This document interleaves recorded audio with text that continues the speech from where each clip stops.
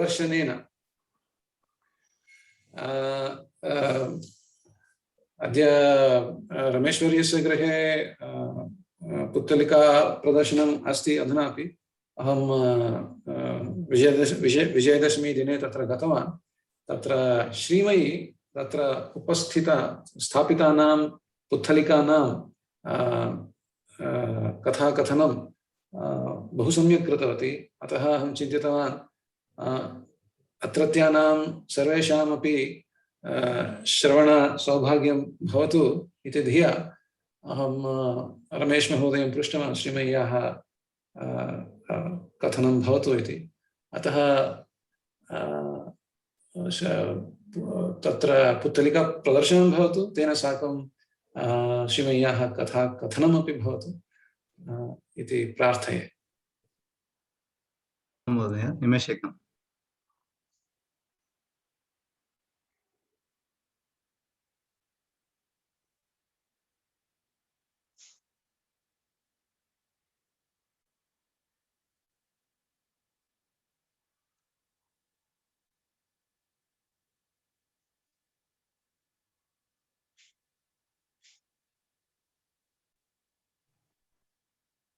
नमः सर्वेभ्यः। श्रूयते वा? आम् श्रूयते। आम्, इदानीं पुत्तलिकाः अपि दर्श्यन्ते। आम्, इदम् अस्माकं पुत्तलिका प्रदर्शनं प्लवनाम संवत्सरे वयं एतद् स्थापितवन्तः। तर्हि अहम् इदानीं अत्र स्थितानां पुत्तलिकानां कथानां विवरणं करोमि। तर्हि वयं प्रथमसोपानादेव गच्छामः। तर्हि प्रथमे सोपाने तत्र मध्ये नटराजः दृश्यते। नटराजस्य उपरि तत्र माहेश्वराणि सूत्राणि सन्ति। माहेश्वराणि सूत्राणि 14 सन्ति। अहम् इदानीं पठामि। अथ माहेश्वराणि सूत्राणि अ इ उण् ऋलृक् ए ओङ् ऐ औच् अय वरट् लण् ञम णम् झभन्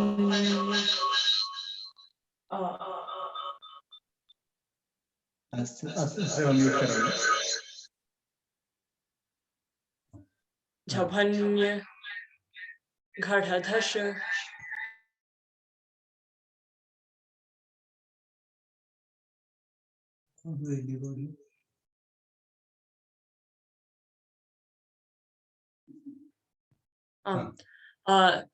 ओम अथ माहेश्वराणि सूत्राणि अ इ उण् ऋलृक् ए ओङ् ऐ औच् हय वरट् लण् ञमङणनम् झभन्य घढधश जबगडदश खफ छठ चट तब कपय्य चषसर हल् इति माहेश्वराणि सूत्राणि।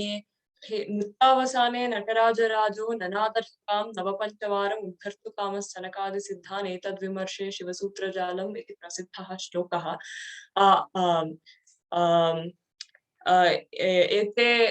एतानि 14 सूत्राणि सन्ति खलु। एतेभ्यः एव पाणिनिना संस्कृतव्याकरणं निर्मितमासीत्। एतानि शिवस्य डमरोः नृत्यस्य अवसाने प्राप्तानि आसन्। तर्हि प्रथमे सोपाने वयं वामतः दक्षिणं गच्छामः। तत्र पुट्टपर्तिस्वामिनः दृश्यन्ते। भद्राचलरामः अपि अस्ति तस्य पार्श्वे। सीता रामस्य वामाङ्के स्थिता। लक्ष्मणः अपि रामस्य पार्श्वे धनुष्पाणिः तिष्ठति। तत्र हनुमान् सद्गुरवः त्यागराजस्वामिनः अपि दृश्यन्ते। तर्हि तत्पश्चात् तत्र गणेशः अस्ति। मीनाक्षी कल्याणं दृश्यते। तथैव शिवपरिवारः अपि अस्ति प्रथमे सोपाने। इदं द्वितीयं सोपानं। अत्र अष्टलक्ष्म्यः दृश्यन्ते। आदिलक्ष्मीः, विद्यालक्ष्मीः, धैर्यलक्ष्मीः, गजलक्ष्मीः, धान्यलक्ष्मीः, धनलक्ष्मीः, सन्तानलक्ष्मीः, विजयलक्ष्मीश्च। तासां मध्ये रामः, ससीतः, सलक्ष्मणः, सहनुमांश्च दृश्यते। इदानीं तृतीयं सोपानं वयं पश्यामः। अत्र अस्माकं गुरवः सन्ति। तत्र शिर्डीस्वामिनः, दत्तात्रेयः, ज्ञानस्वरूपी दत्तात्रेयः, देव्यः सरस्वती, दुर्गा, लक्ष्मीश्च, पञ्चमुखी गायत्री देवी, तथैव दक्षिणामूर्तिः, सद्गुरवः आदिशङ्कराचार्याः, तथैव राघवेन्द्रस्वामिनः अपि। इदानीं एतस्मिन् सोपाने दशावताराः दृश्यन्ते। मत्स्य, कूर्म, वराह, नरसिंह, वामन, परशुराम, राम, कृष्ण, बुद्ध, कल्किनः, तथैव शिर्डीस्वामिनः अपि तत्र सन्ति। तत्पश्चात् वैकुण्ठस्य दृश्यं। लक्ष्म्या सह तत्र विष्णुः अस्ति, आदिशेषे शयानः, तथैव प्रह्लादः, हनुमान्, तुम्बुरुः, नारदः, शुकमुनिः, तथैव गरुत्मान् चापि। तर्हि अत्र सांसारिकं जीवनं दृश्यते। एतद् वैवाहिकं दृश्यमस्ति। वधूः वरश्च दृश्येते। सङ्गीतकाराः अपि सन्ति अत्र। तर्हि तत्र सङ्गीतकाराणां मध्ये शिवाजी महाराजः अपि तत्र विलसति। तथैव तत्पश्चात् आपणस्य विक्रेतारौ उभौ अपि धान्यानि विक्रयमाणौ दृश्येते तत्र।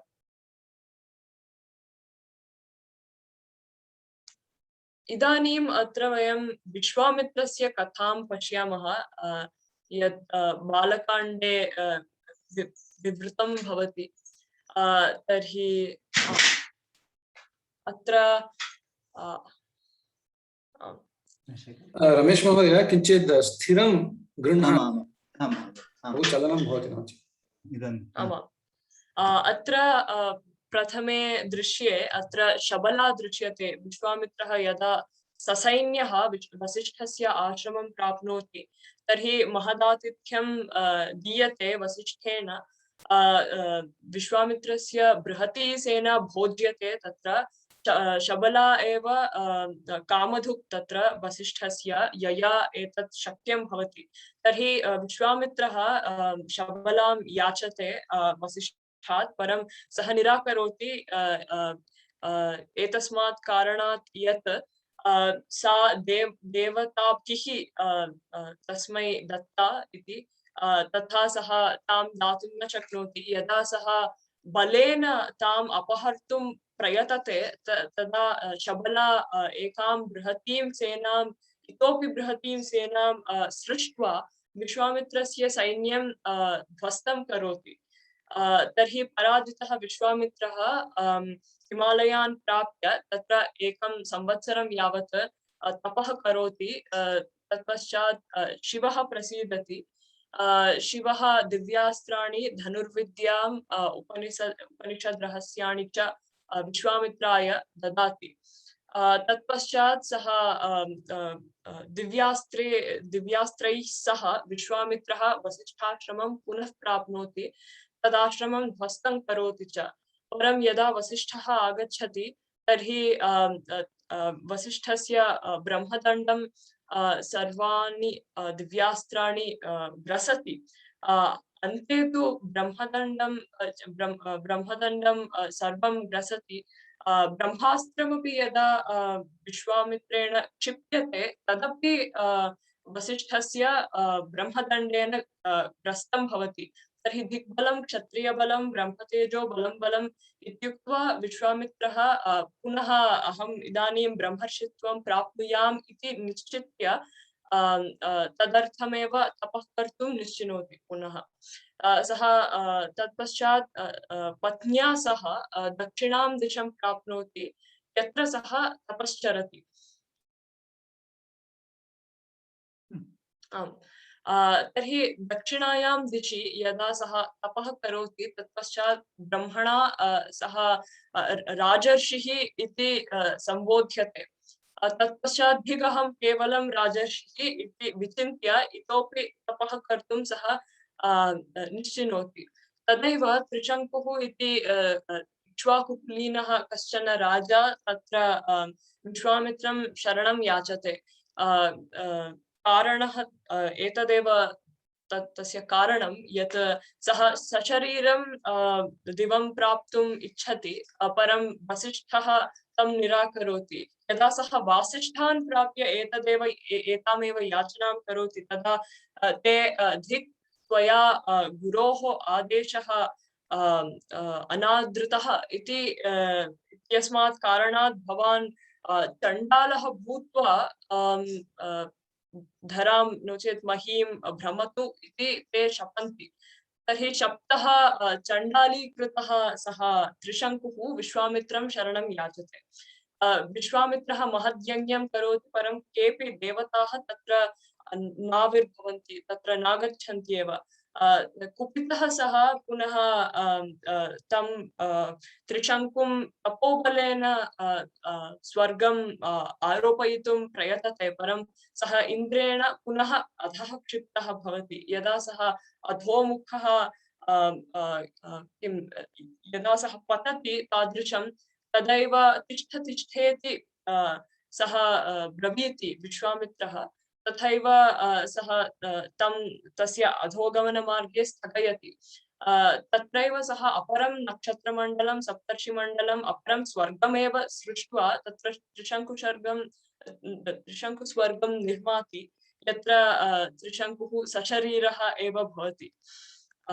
तत्पश्चात् सः पुनः तपोविघ्नः जातः इत्यस्मात् कारणेन पुनः तपः करणीयः इति निश्चिनोति। सः पश्चिमां दिशं प्राप्नोति। तत्र सः पत्नीं पुत्रांश्च त्यक्त्वा सः तपः कर्तुं सः पश्चिमां दिशं ब्रह्मतीर्थानि प्राप्नोति।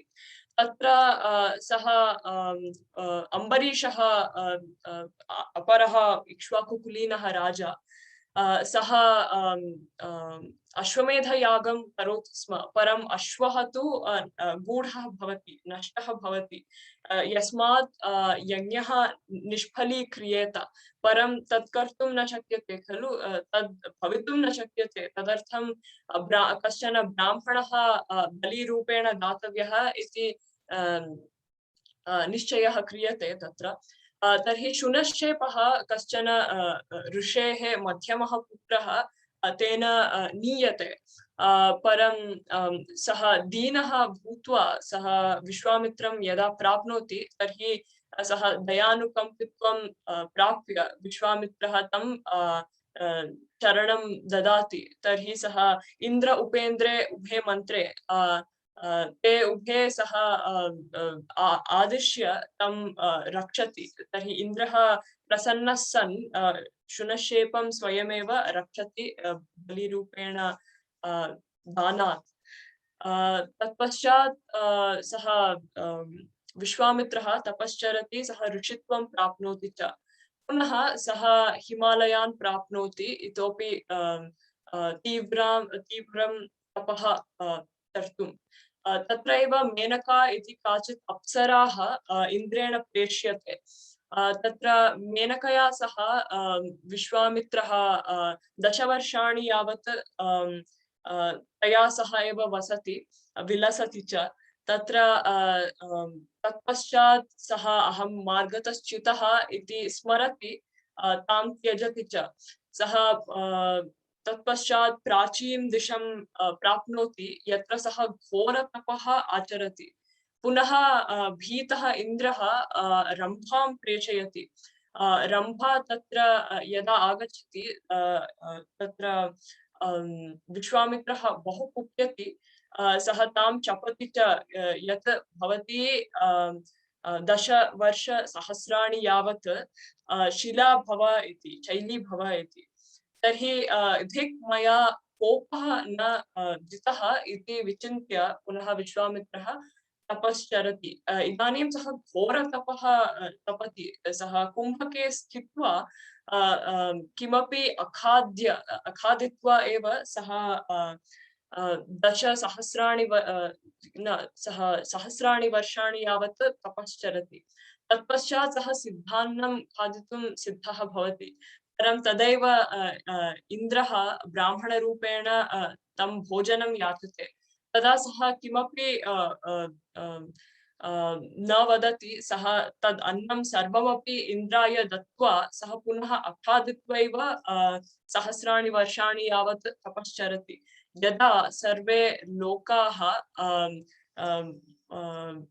ज्वलिताः भवन्ति विश्वामित्रस्य तपोबलेन, तदा सर्वे देवगणाः भीताः भवन्ति। ते ब्रह्माणं प्राप्य एनं यत्किमपि इष्यते तं तदेव, अनेन यत्किमपि इष्यते एनं तदेव ददातु, नो चेत् सर्वे लोकाः भस्मीकृताः भवन्ति अस्य तपोबलेन इति याचन्ते, इति प्रार्थयन्ते। तदा ब्रह्मा तत्र ब्रह्मर्षे स्वागतं तेस्तु तपसा स्म सुतोषिताः, ब्राह्मण्यं तपसोग्रेण प्राप्तवान् असि कौशिक इति इत्युक्त्वा तं ब्रह्मर्षित्वं ददाति।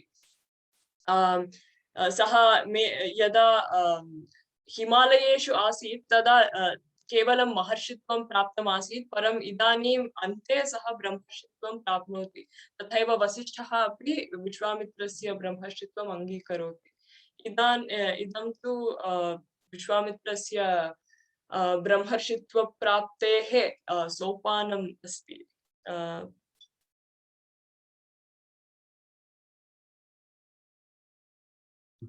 तत्पश्चात्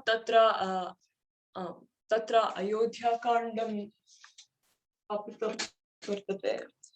तर्हि अयोध्याकाण्डे वयं पश्यामः यत् यदा रामः विवासितः भवति, तथैव यदा दशरथः दिवं प्राप्नोति, तदा भरतः अश्वपतेः राज्ये भवति, स्वस्य मातामहस्य राज्ये भवति।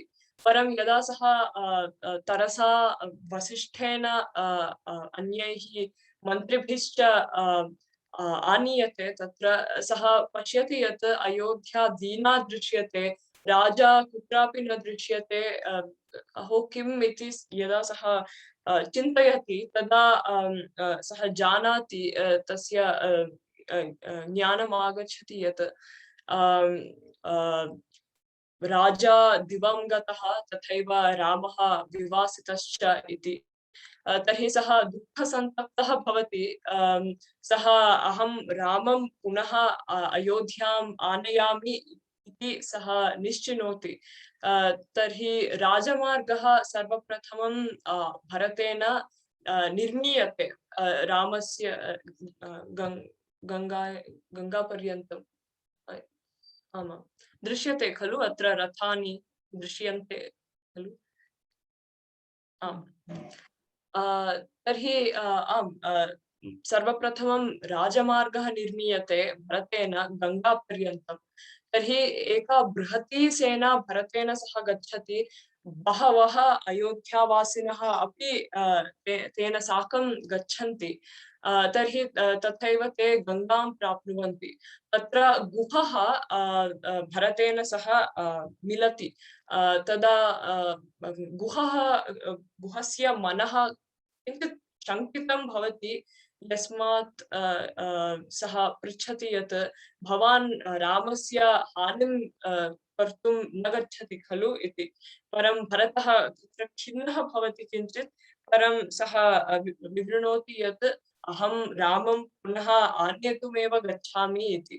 प्रसन्नः सन् गुहः तस्य सम्पूर्णां सेनां तथैव सम्पूर्णान् अश्वान् गजांश्च तारयति, गङ्गां तारयति, स एव गुहः। तत्पश्चात् ते सर्वे पन्थानं चरित्वा ते भरद्वाजस्य आश्रमं प्राप्नुवन्ति। तर्हि भरद्वाजस्य आश्रमे महत् अतिथिसत्कारः क्रियते भरद्वाजेन। तर्हि तत्र अप्सरसः नृत्यन्ते, तथैव गन्धर्वाः गायन्ति, तथैव सम्यक् भोज्यपेयानि अपि दीयन्ते भरद्वाजेन। तत्पश्चात् पुनः ते चित्रकूटं प्राप्तुं गच्छन्ति। तस्मात् तत्र रामस्य पर्णशालां भरतः एकं वृक्षम् आरुह्य पश्यति। तत्र रामं दृष्ट्वा भरतः रामस्य समीपं गच्छति। तत्र सः रामस्य पादाभ्यां सः पतति, तथैव पादयोः पतति। सः रामं पुनः अयोध्यां आगन्तुं याचते च, परं रामः निराकरोति। तथैव जाबालिमुनिः तथैव वसिष्ठः अपि तं बोधयतः यत् पुनः अयोध्याम् आगच्छतु इति, परं सः सर्वान् निराकृत्य अहं मम पितुः वचनं पालयामि, अहं 14 वर्षाणि यावत् अहम् अत्रैव वनवासं करोमि, तत्पश्चादेव अहम् अयोध्याम् आगच्छामि इति सः रामः वदति। तत्पश्चात् भरतः रामस्य हेमभूषिते पादुके स्वीकृत्य सः निर्गच्छति। सः परं भरतः पुनः अयोध्यां न गच्छति। भरतः तु नन्दिग्राममेव गत्वा तत्रैव सः ते पादुके अभिषेच्य तत्र तयोः नाम्नि एव शासनं करोति। सः राज्यसुखानि न स्वीकरोति। सः एकस्यां पर्णशालायामेव, एकस्मिन् पर्णकुटीरे एव वसति, तत्र नन्दिग्रामेऽपि। तर्हि तथैव सः 14 वर्षाणि यावत् शासनं करोति।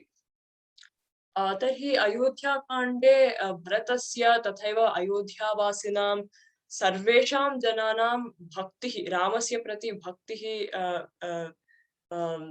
विवृतं भवति। तदर्थमेव अत्र वर्णितं तत्। अत्र तत्पश्चात् अत्र कृष्णलीला अपि अस्ति।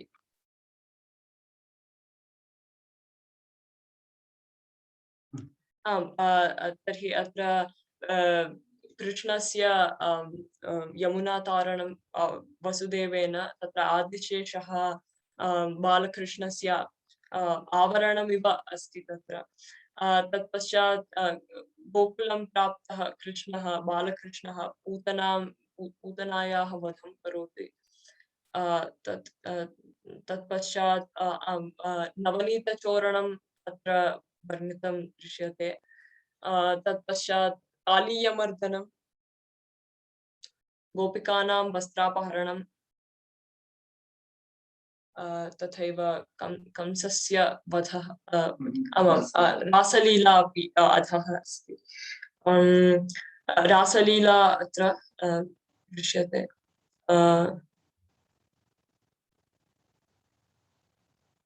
राधाकृष्णौ तथैव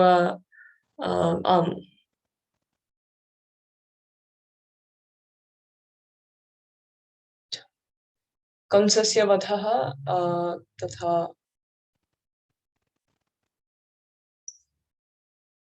पार्थसारथिः कृष्णः,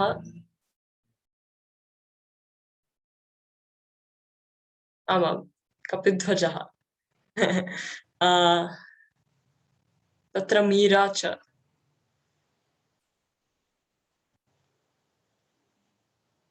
इदम् अस्माकं कोलु अस्ति, पुत्तलिका प्रदर्शनम्।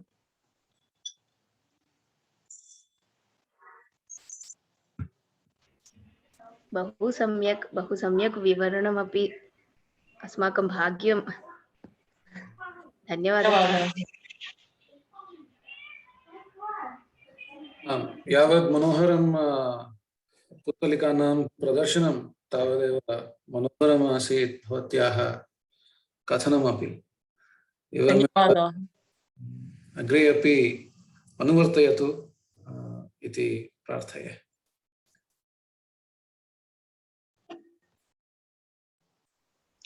समीचीनतया पुत्तलिकायां स्थापनमपि समीचीनमस्ति। यथा यावत् दृश्य कथां भवति तावत् दृश्य तत्र स्थापितं, तद् अनुगुणं तस्य विवरणमपि बहु सुन्दरम् आसीत्। अत्र अनया कथया साक्षात् वयम् अत्र भवामः इति एव दर्शनं भवति। वयं सर्वे तत्र साक्षात् उपस्थिताः इति एव अस्माकं चिन्तनम् उत्पादयति तस्य वर्णनेन। सत्यं सत्यम्। उत्तमं। वस्तुतः इदानीमपि अस्ति, सर्वेषां स्वागतमस्ति अत्र। ये आगन्तुं साक्षात् आगन्तुं शक्नुवन्ति, अहं पुनः विवरणं करोमि यदि इष्यते तर्हि।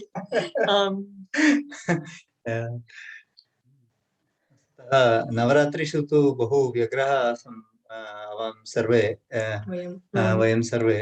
अतः पुनः प्रतिदिनं सायङ्कालं महती वृष्टिरपि।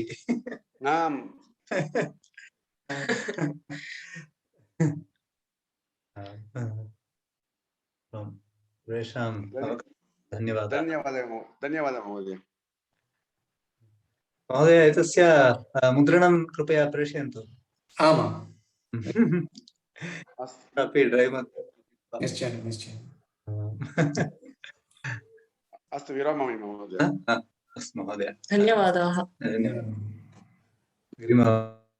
मिलामः। जय श्रीराम। जय श्रीराम महोदय। साक्षात् कदा वयं सकुटुम्बसमेत अहं कदा आगमिष्यामि इति अहं चिन्तयामि महोदय। अधीर्य अस्मि अहम्। आगच्छतु, कृपया आगच्छतु, वयं गृहे एव स्मः। निश्चयेन